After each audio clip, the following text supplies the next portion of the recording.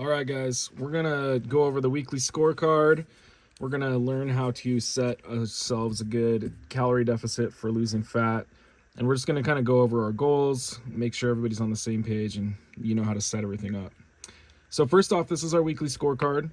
My printer kind of stinks, so there's some lines in mine, but you see we have our eat calorie goal, our protein goal, lift goal, move goal, recover goal, and then over here we have our weekly challenge. If we do that, we got to put a 5-star there. And at the end here, we total up each day to get our weekly total, and then our total gold stars for the week down here for everything.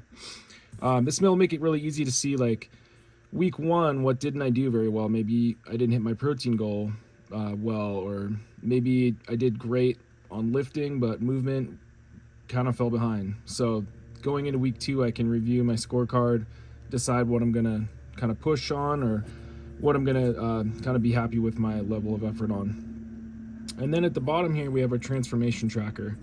This is where every morning you'll put in your weight measurement. Do that first thing after you use the bathroom. Hop on your scale. Just wear the same-ish thing. But if you do it naked, sweet. If you do it in your underwear, or if you do it in pajamas, whatever, just try to do it in the same clothing every day, or non-clothing. And then I also really recommend taking a waist measurement. This will be a really good indicator of how your physique is actually transforming, because especially if you're kind of new or you haven't been pushing the weights in the gym, you are going to probably build a little bit of muscle over the next 8 weeks.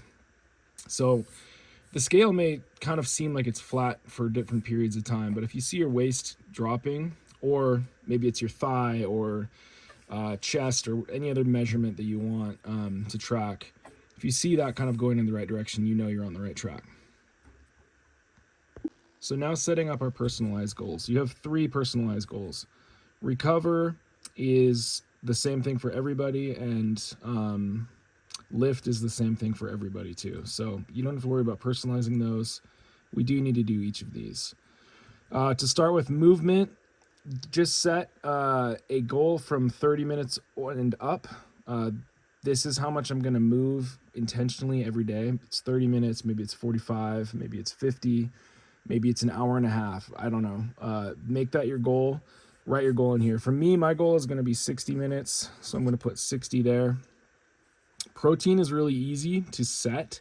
It might be harder to learn to track and all that, but to set it, really just write your weight here. So my current weight is, I'm about 218 right now.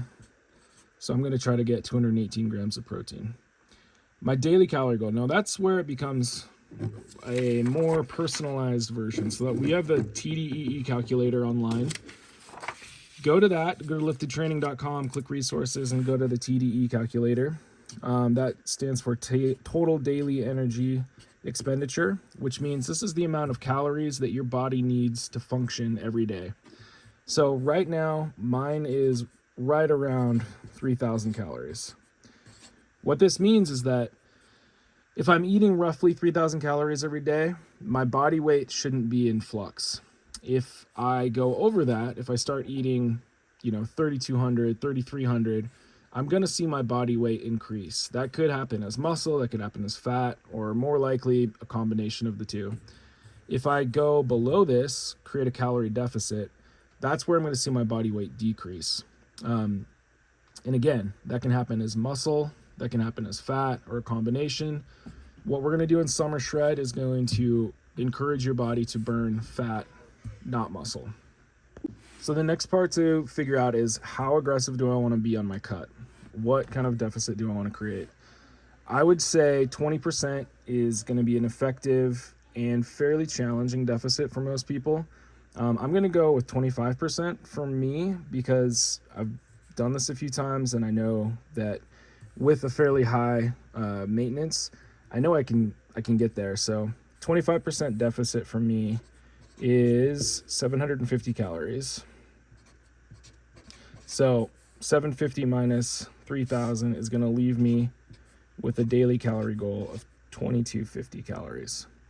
So the cool thing is I can do some math and kind of figure out how fast I should be seeing fat loss. So 500 calories maintenance is going to make me lose about a pound of body fat per week. So I know with 750, I'm going to be losing about 1.5 pounds per week, roughly, if all things are perfect and if I hit my calories perfectly every day, which I won't probably, but this is kind of ideal scenario. So over 8 weeks, losing 1.5 pounds a week times 8, that's going to give me 12-pound expected weight loss during this journey. So that's going to be a pretty awesome result. So I would say do a little math and just kind of figure out, like, you know, is losing half a pound a week going to be good for my goals? Is losing a pound, whatever it is, and kind of factor that into your calculation here. Just make sure you're not going more than 25-30% below your current maintenance, because you're going to feel it. Okay, now let's pretend that I just made it through my first week. Got all my gold stars, even though some of them look like alien graffiti. That's okay. I've got all my totals. I did the weekly challenge and I got extra 5. I forgot to add these up, and I'm not going to do it for you now because yikes.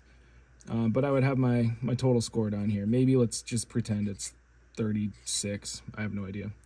Then I also I also measured my weight every single day. So as you can see, this is made up, but this is kind of what my weight normally does. I go up a little bit, down a little bit, up a little bit, down a lot, up a lot, down a lot. And then this number right here is kind of important for week to week. So this was my average weight over the course of week 1.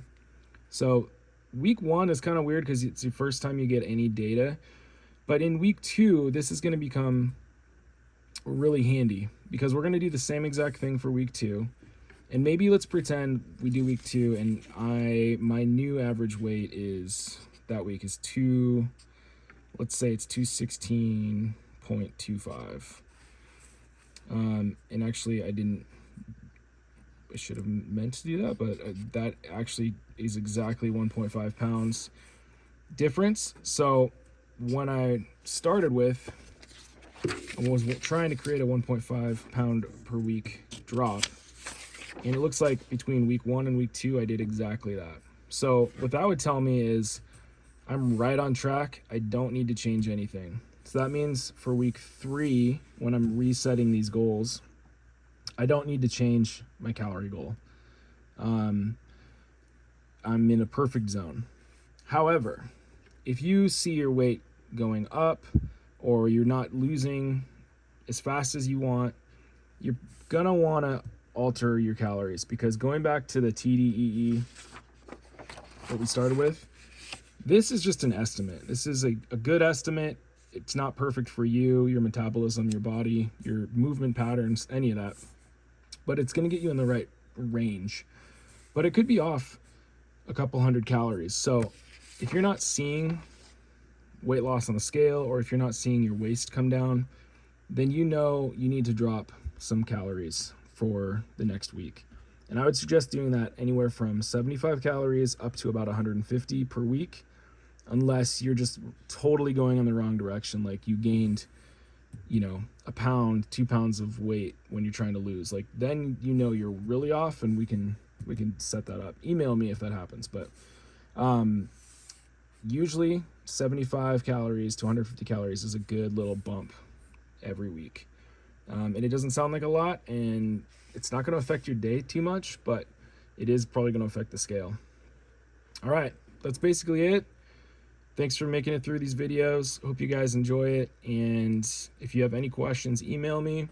I'm going to try to put all the questions together into a group email so that everybody's kind of on the same page.